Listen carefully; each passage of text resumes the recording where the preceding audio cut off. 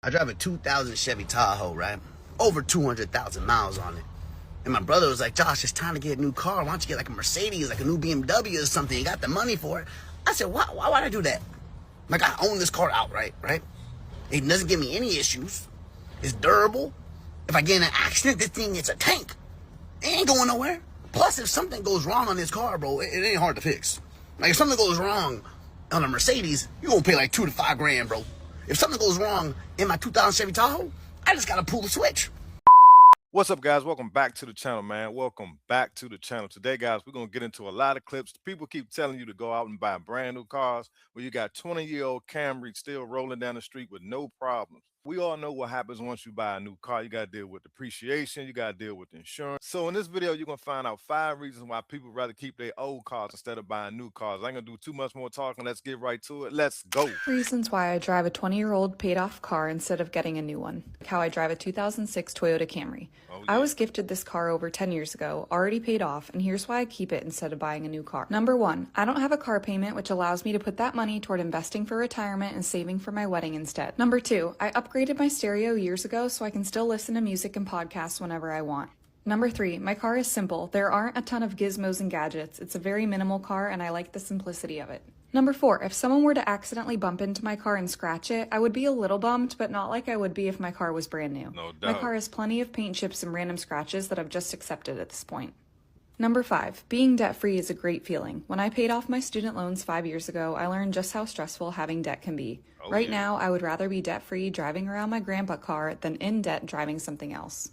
One day I'll get myself something a little more modern with upgraded safety features, but for now, this car works great. Guys, it don't get any more simpler than that. Everything she said made a lot of sense. I know for a fact, every time I go to Walmart, Target, any of those type of stores, when I had my brand new car, I always park it far away because I was scared somebody gonna scratch it. But when you got an old car, you're not concerned with that stuff. That's a whole lot of benefits to having an older car. And a lot of people have a lot to say about it. This is 2006 Toyota Camry that exists in the world today. Let's check it out. A backstory on this Camry. It was actually bought by my grandmother and given to my dad. So we are the original owners. We kept it in the family. 2006, it was a great year.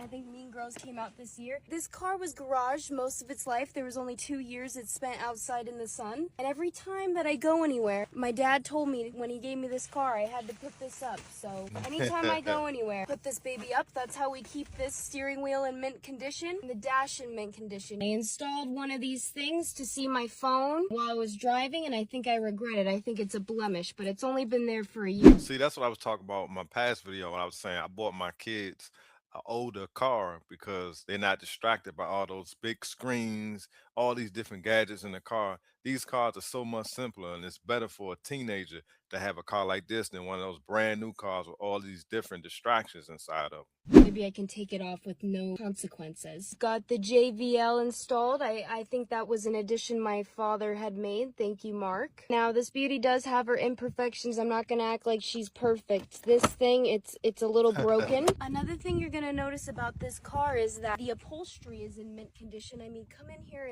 and get this. Yeah, that is due to the towelage that has been put on my upholstery over the years. No live acid has touched this car, ever. That's the secret. You gotta lay down a towel. I have them in the trunk. These seats are just in mint condition, no stainage. And I can hear the comments, no children were back there. And you're right, there weren't. And that's why it looks so beautiful. I love kids though. Plan to have them one day. In 2006 with the SE Camry, they were doing a little spoiler action. And this is another imperfection. Let me bring you to the front because this is the real imperfection. It's the hood, okay? It's not looking good at all. Such a shame because it's such a beautiful car. Imperfections on the outside, but the inside is mint. That is mint. Oh, the best part of the car. Come here. Let me turn this car on. I want you to look right there. How many miles are on this thing? 131,000. We've got some more time in here. Yeah, we're gonna be in this car for a while. That car gonna last her another 200,000 miles plus. And that's the beauty of those older cars, especially the Toyotas and the Hondas. This car has never had a spot of dirt on it. It has never broken down. That thing clean. Look at this car. Tank. And look at him. You see him matching this car? You see him matching this car?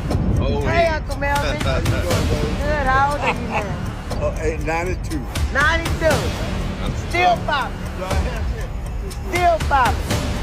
That car's spotless, man. They don't make them like that no more. That's for sure. That thing. Y'all see this car? I'm good. Look at this.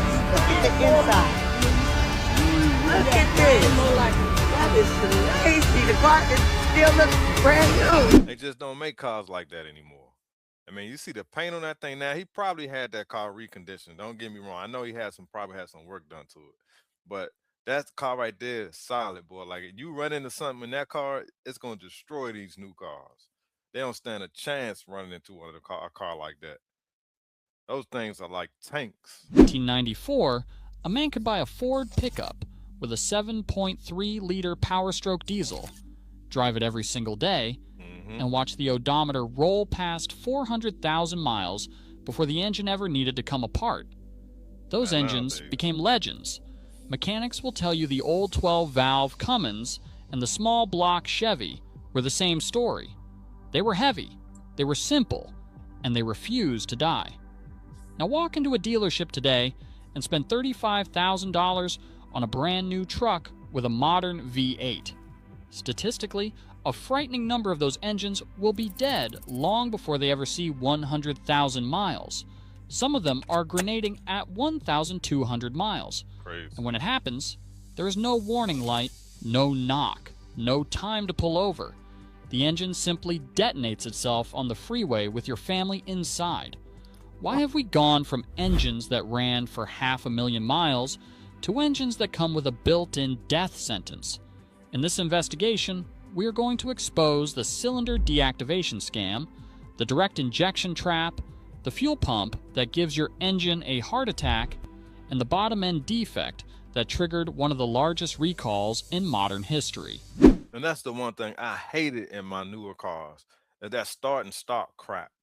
That did not help, if you ask me. That just made the car ride rough. As soon as you get to a light, the car just cutting off. Then you go up and hesitate. That was the worst thing they ever came out with. The first villain is the feature they sold you as a way to save money. For decades, a V8 was a beautifully stupid machine. 8 cylinders, 8 pistons, all firing, all bathed in oil, all the time. It drank a little more fuel than the regulators wanted, but it was nearly impossible to kill. Then the fuel economy mandates tightened, and the engineers were handed an impossible math problem. They had to make a giant truck engine sip fuel like a compact car, so they invented a trick. They called it active fuel management. The idea sounds clever on a whiteboard. When you are cruising down the highway, the computer shuts off half the cylinders. Your 8-cylinder engine quietly becomes a 4-cylinder engine to save gas. But here is the fatal flaw. Those dead cylinders do not stop moving. The pistons keep pumping up and down inside a chamber with no fuel and no fire, and the system sprays oil onto them to keep them cool. On an engine that was running hot just seconds earlier, that oil bakes directly onto the piston rings. The rings gum up, they stop sealing, and your engine begins to drink its own oil by the quart. Wow. This is not a theory. It is the subject of a massive class action lawsuit over GM's 5.3-liter Vortec, where owners reported burning oil so fast the engine was starving itself of lubrication. That case ended in a settlement worth roughly $150 million, paying the average owner around $3,000 after their engine ate itself. Now, I must say, guys, in my Dodge Scat Pack, when it used to break down to the 4-cylinder from the V8, it did save me gas. I'm not going to lie. And the newer version of this system uses tiny, lightweight lifters that the latest lawsuits allege are prone to collapsing entirely. So they took the most durable engine layout ever built, and they added a system whose entire job is to periodically starve part of the engine. Wow. They charged you extra for a feature that bakes oil onto your pistons in the name of saving a few miles per gallon. So basically, we were being scammed and we didn't even know it. They made it seem like you was going to save a whole bunch of gas when you really was only saving a little bit. I think cars that were built 20 years ago are better than modern day cars. From what we see in our experience, we see that nowadays there's way more plastic on cars than obviously metal. Plastic obviously is to reduce weight, easier to manufacture obviously when it comes to putting cars together and stuff like that. The downside of that, easy to break, easy to get damaged, a lot of plastic, cheaper labor and stuff like that. Number two, the metals they're using nowadays in cars is also cheaper than what they was using 20 years ago. So that is also a big issue. Cheaper metals equals breaking quickly, damages quickly, and stuff like that. So in my opinion, I think cars that were built 20 years ago are much more solid. That's why they last longer. That's why they're not in the scrapyard. They may need repairs like that one over there, but they won't end up in the scrapyard. That's why I think cars that are built 20 years ago and before that are better than modern day cars. I totally agree, man. Because now, if you open the hood of these new cars, all you see is plastic. I mean, you can't even work on these cars, or they require some kind of special tool in order to even get to some of the parts that you need replaced. That you got to go to the dealership to get the car service. So they building these cars, so you have to go to the dealership to have them worked on. And it's crazy, man. It's all about money, bro. It's all about money. So if you got an older car, it just seems like it makes more sense to just keep that car and then try to work on it yourself and keep it on the road. Because once you start buying these new cars, you're almost forced to take it to the dealership to work on it. Because if you get under there and try to do something yourself, you're gonna end up breaking something, and that's gonna lead to more money. It's crazy. Will still be cruising the highway long after that plastic piece of crap 2025 Ford truck you're looking at is long gone. This is definitely the golden era of trucks. I don't really care what brand. I don't care. Ford, Chevy, Dodge, whatever. Mid to late 90s, even late 80s, early 90s, somewhere in that range. They got good amenities. They got electronic fuel injection. They're comfortable, AC, heat, all the nice things, but yet it's still meant for doing work. Yep. It's meant to haul stuff, not going to the mall, go shopping. This customer has had this car since brand new. It's an elderly gentleman, a very nice customer. We really enjoy doing business with this couple.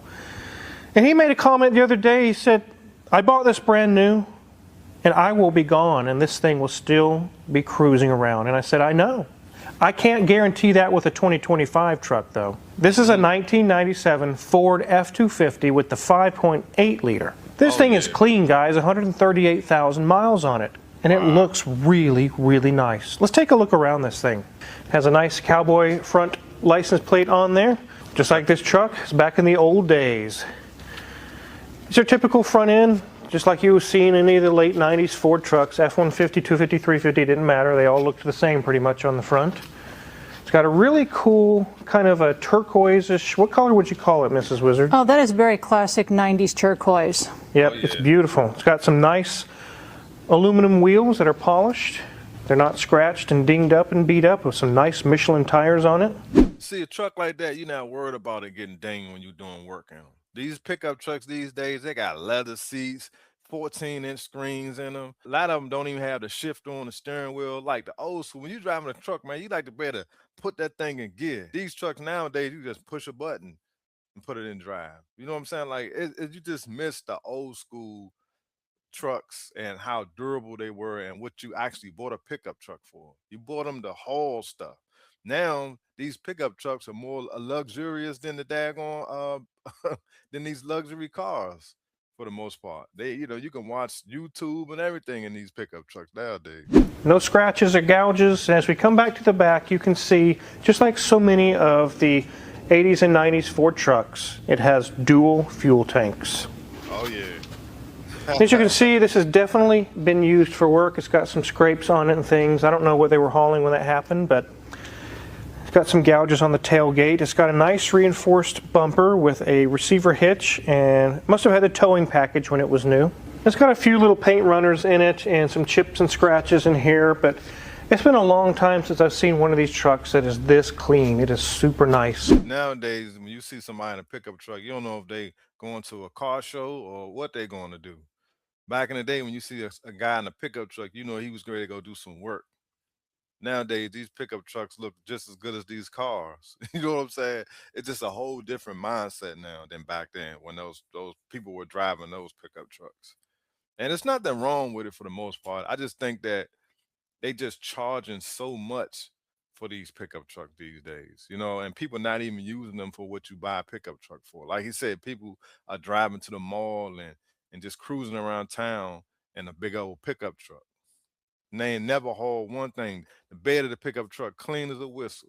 Not one speck of dirt on that joint. Generational cars worse than old generational cars? Absolutely. I think the new model vehicles, I'm going to call it like 2010 and newer, are significantly worse than vehicles that are before that for a lot of reasons. I think there's obviously more bells and whistles. There's more parts that are needing to be done here. But the whole point of these cars, newer modern cars, the whole point is to chase fuel economy. The whole point is to give you the best fuel economy that's out there. Whatever that number can be on that sticker saying, I got 25 miles to the gallon, 30 miles to the gallon, everything, even CVTs, the purpose of CVT transmissions is fuel economy. The purpose of 10-gear transmissions are fuel economy. Stay away from them CVTs, I'm just telling you. I mean, Toyota, Honda, they do pretty well with their CVTs, but Nissan, don't do it, I'm telling you. Purpose of these new modern VVTs are purposeful purely for fuel economy. And so all these things that are just bad for your engine, that creates carbon buildup, that destroys transmissions, that create hard part replacements, that has made the last 10 years of auto repair the most expensive time to fix your vehicle, is all chasing fuel economy. Yep. Maybe I'm alone, maybe I'm not. But I will tell you that the chase for fuel economy that's happening in the automotive industry is the ultimate reason why cars are so much worse than what they were before. I mean, rightfully so. I mean, have you seen the price of gas lately? You know what I'm saying? So of course that's what they're gonna advertise the most, fuel economy. Oh, this car can get 40 miles to the gallon. And that's great. But it just seemed like they're charging so much for these new cars. That's the issue. I mean, I embrace new technology. Me personally, I like it. But it's the cost of it. And they should offer both. The old school roll up window cars, you know, along with the new cars where you just hit a button and the windows roll down, or you got the long screens like I always talk about. But the main point of this video is, guys, the older cars are a lot more reliable because they're easy to work on. It's easier to get parts for them, and they don't cost as much, and they just seem to last longer. They were built better.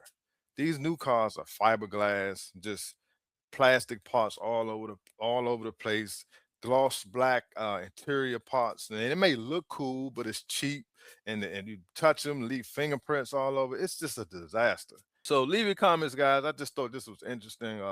I see a lot of people continuing to drive their older cars. There are some people buying new cars, but I'm telling you, these dealerships are struggling to try to sell these new cars. The people are just starting to wake up. Then you got some folks who just gotta have the latest and the greatest. And like I always tell people, it's probably best to lease. If you know you want to switch cars, you want to worry about repairs and all that kind of stuff, lease the car. Then that way you ain't got to worry about it. But other than that, you might as well just keep the car you have, replace the parts on them, and keep driving as long as you can. Leave your comments, guys. What do y'all think? Will you continue to drive your car, or are you getting ready to buy a new car? If you are in the market to buy a new car, make sure you get my checklist. The link is in the description. It'll help you save a lot of money. It'll give you a list of things to look for, things to check for, so they don't get over on you, because these dealerships will get over on you if you're not paying attention. I appreciate y'all watching. If y'all want more videos like this, leave it in the comments. See y'all on the next one. Peace.